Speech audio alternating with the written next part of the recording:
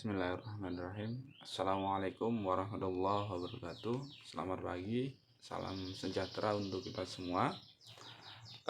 Untuk materi hari ini yang akan kita bahas yaitu tentang klasifikasi materi dan perubahannya. Ya, oke. Nah, untuk tujuan pembelajaran kali ini yaitu yang pertama mengetahui perbedaan antara zat padat, zat cair, dan zat gas. Yang kedua yaitu memahami konsep campuran dan zat tunggal serta karakteristiknya. Yang ketiga yaitu menerapkan metode yang digunakan untuk memisahkan campuran.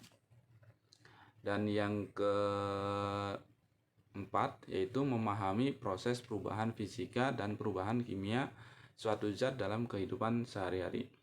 Ya, klasifikasi materi dan perubahannya yang akan kita bahas di sini ada 3, yaitu klasifikasi materi, yang kedua adalah pemisahan campuran, ya, dan yang ketiga adalah perubahan materi. Baiklah.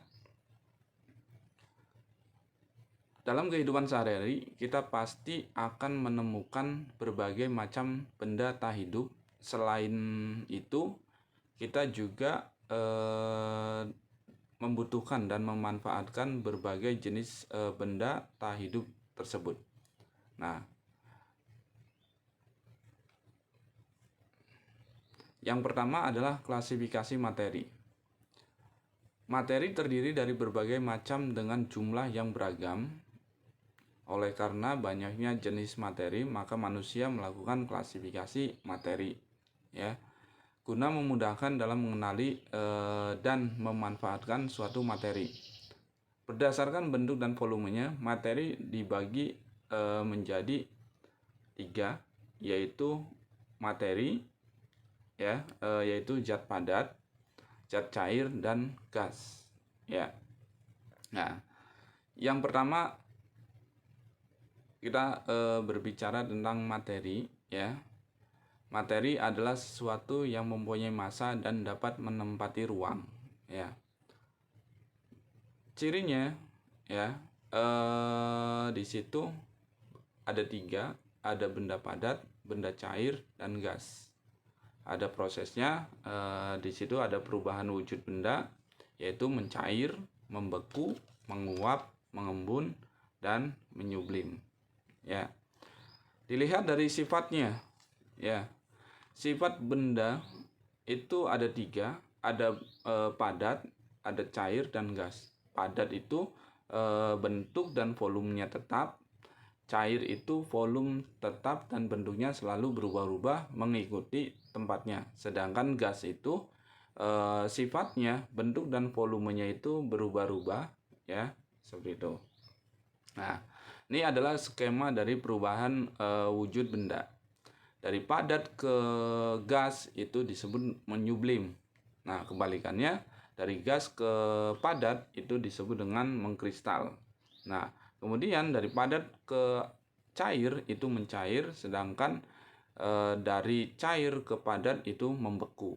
Dan dari cair ke gas itu menguap, sedangkan dari gas ke cair itu mengembun, ya. Nah, kalau yang berwarna merah ini adalah itu memerlukan kalor atau panas, sedangkan yang berwarna putih atau abu-abu itu melepaskan kalor, ya. Nah, ini adalah skema perubahan wujud, ya.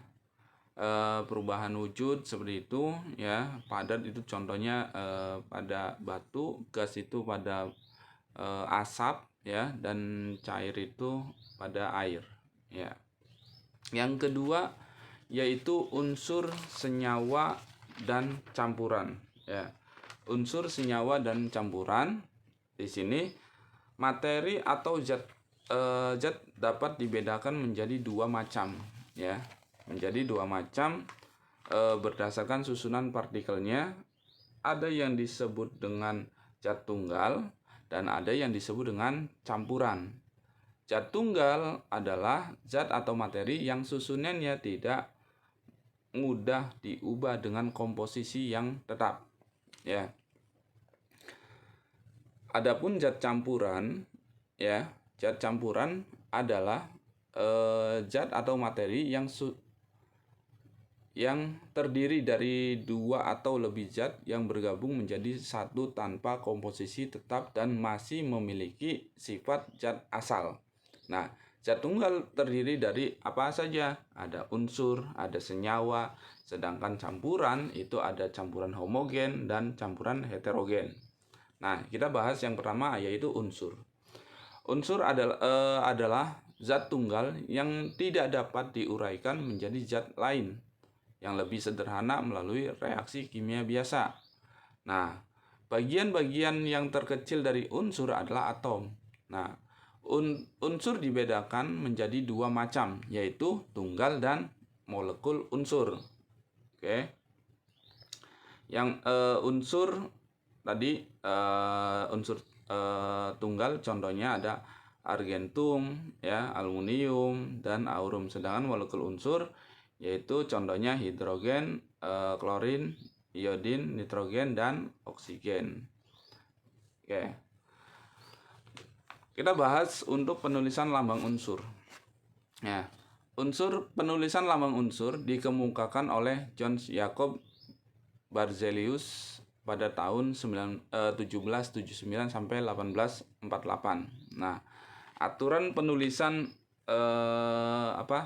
penulisan lambang unsur sebagai berikut. Yang pertama yaitu menggunakan satu huruf kapital, contoh N, nitrogen, dan C, karbon. Yang kedua yaitu menggunakan dua huruf. Pertama ditulis dengan kapital dan huruf kedua ditulis dengan huruf kecil. Contohnya CU, ya.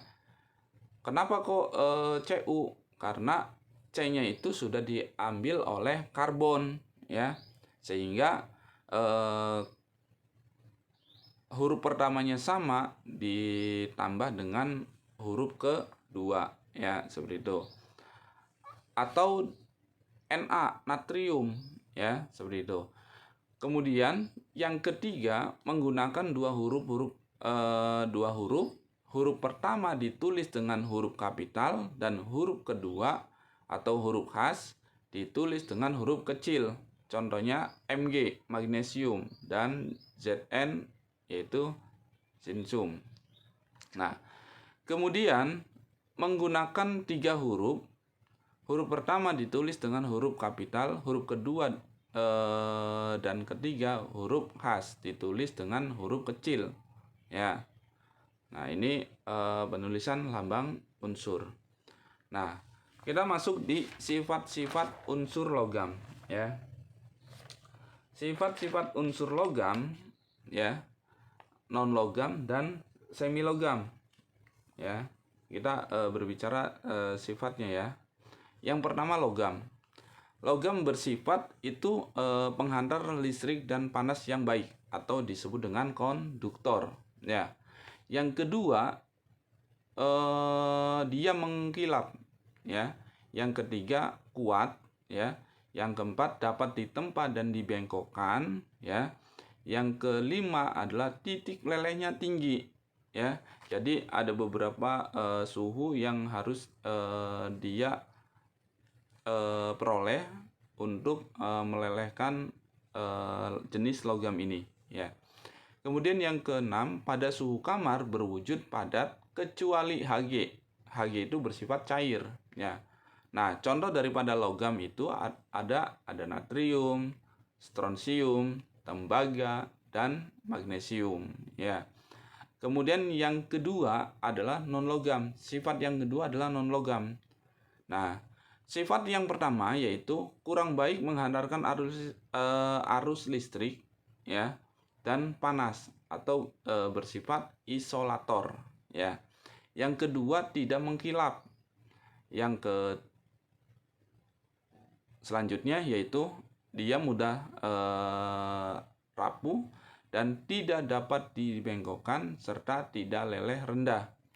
Kemudian masih di non logam, pada suhu kamar berwujud gas atau cair kecuali Br, ya, atau bromium. Itu bersifat padat. Contohnya apa? Ada karbon, ada klor, nitrogen, dan iodium. Nah, kemudian yang ketiga adalah semi logam, ya. Unsur semi logam merupakan unsur yang mempunyai sifat di antara sifat logam dan non logam. Dengan demikian, semi logam bersifat semikonduktor. Contohnya adalah silikon. Nah, ini adalah suatu sistem periodik unsur, ya. Seorang ilmuwan bernama Dmitri Mendeleev mengajukan tabel susunan nama unsur-unsur di alam. Dengan adanya tabel periodik unsur tersebut, maka memudahkan kita untuk mengetahui nama unsur yang beragam. Nah, ini adalah tabel periodik pada unsur-unsur, ya. Di situ ada golongan 1 yang dimulai dari warna biru menjadi merah, kemudian ada golongan 2, ya.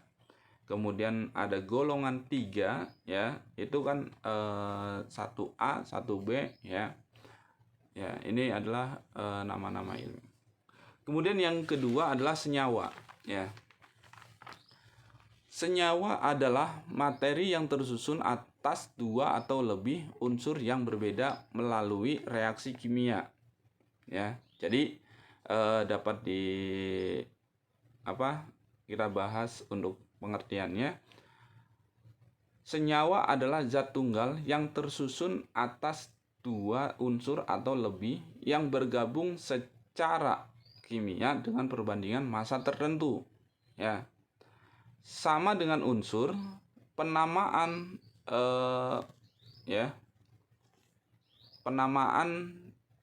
senyawa diberi lambang agar mudah untuk dipelajari, ya. Penamaan lambang senyawa dilakukan dengan penulisan rumus kimia. Rumus kimia dapat berupa rumus molekul dan rumus empiris, ya. Rumus molekul adalah rumus kimia yang menyatakan jenis dan jumlah atom yang menyusun zat, misalnya C2H2 itu adalah etena. H2O itu adalah air, ya.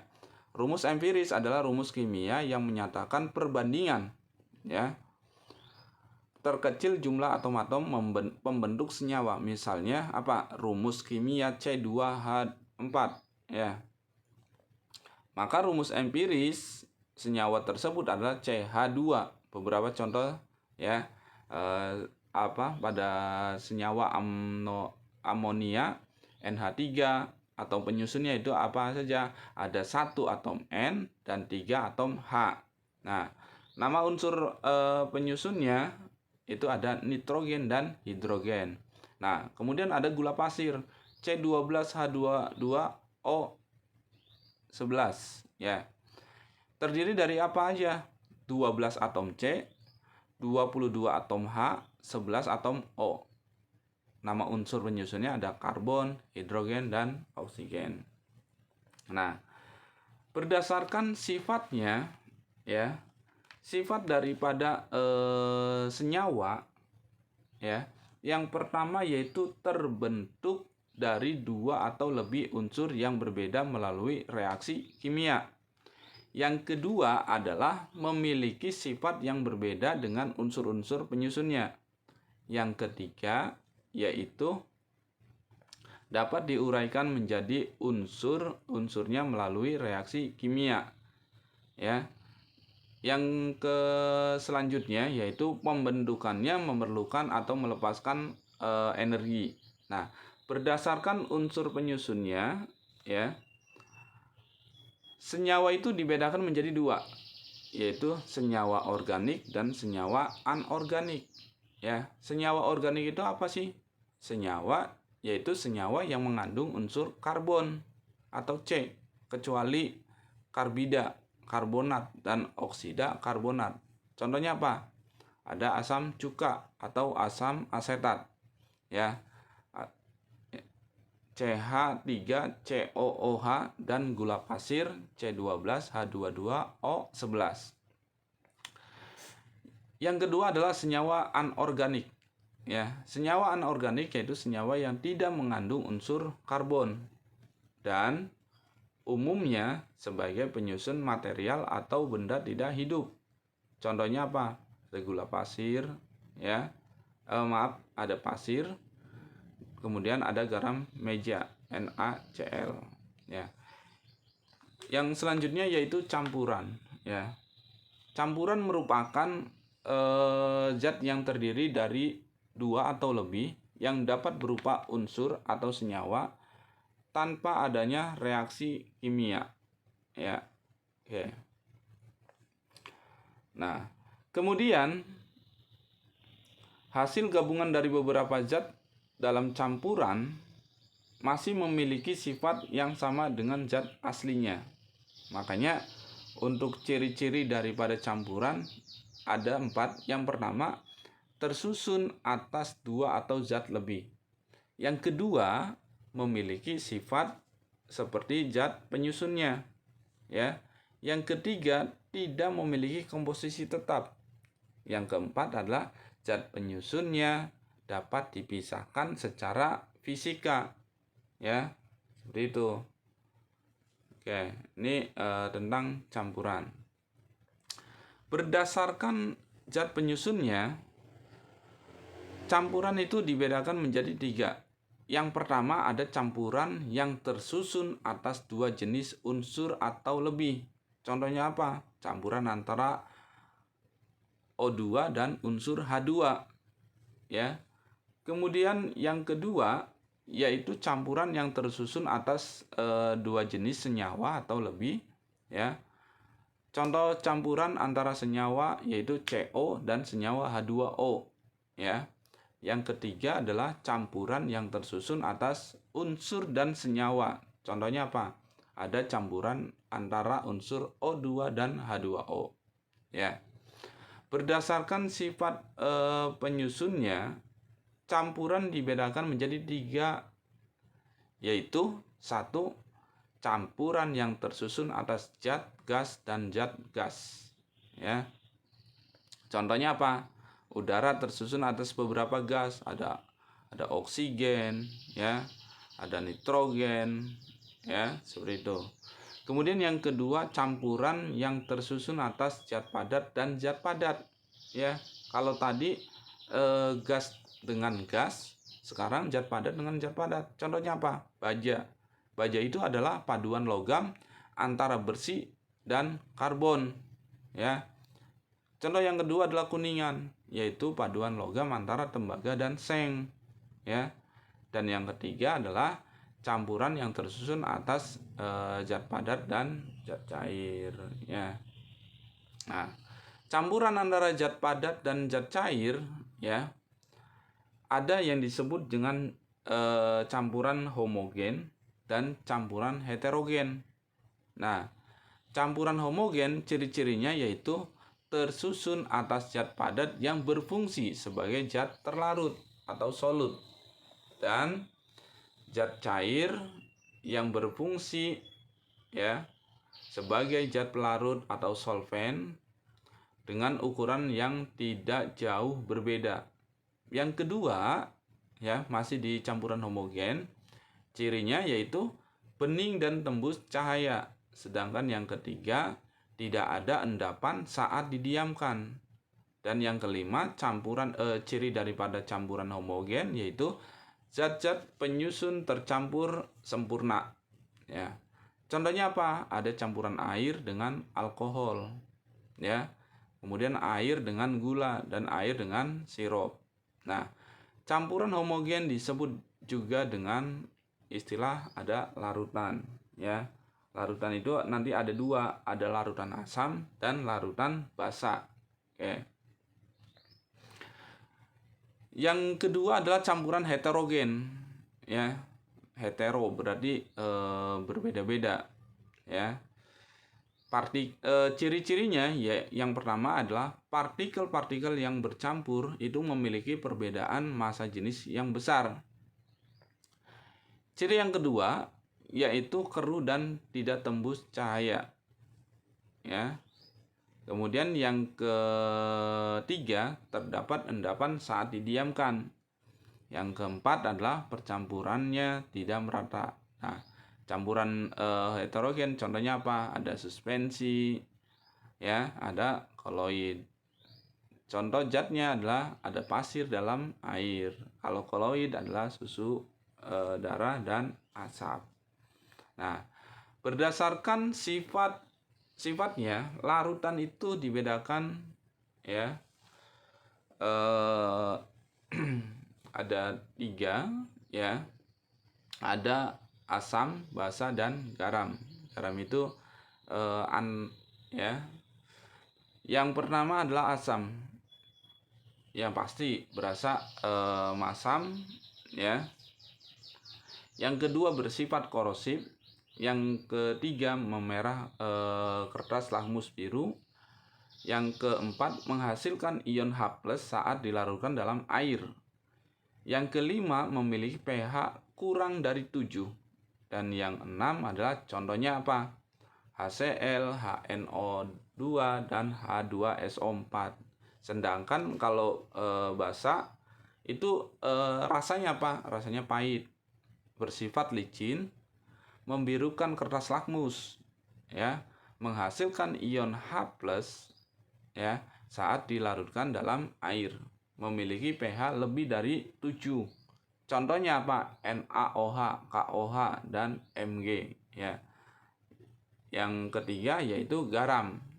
Garam adalah hasil reaksi antara asam dan basa, ya. Contohnya apa? NaCl, KNO3, CaCl2, dan NH4Cl. Nah, sifat garam itu bermacam-macam, yaitu ada asam, pH-nya kurang dari 7, basa lebih dari 7, dan netral sama dengan 7, ya. Nah, kemudian ada indikator asam basa, ya. Indikator asam basa itu ada 4, yaitu indikator alami, indikator buatan, indikator universal, dan pH meter, ya, seperti itu. Nah, indikator alami contohnya apa? Ada bunga sepatu, kol ungu, kunyit, dan bunga mawar. Sedangkan indikator buatan contohnya apa? Metil merah dan fenol phthalein. Sedangkan indikator universal yaitu kertas lakmus dan pH meter, ya. Oke, selanjutnya yaitu pemisahan campuran, ya. Pemisahan campuran itu ada filtrasi, ada sentrifugasi, ada destilasi atau penyulingan, ada kromatografi, ya. Kemudian ada sublimasi, evaporasi, dan atraksi magnetik. Namun untuk materi tersebut nanti akan kita bahas, ya. Kita akan bahas di pertemuan selanjutnya, ya, yaitu tentang pemisahan campuran dan benda-benda yang dapat mengalami perubahan. Oke, itu saja untuk materi hari ini. Cukup sekian, saya akhiri. Assalamualaikum warahmatullahi wabarakatuh.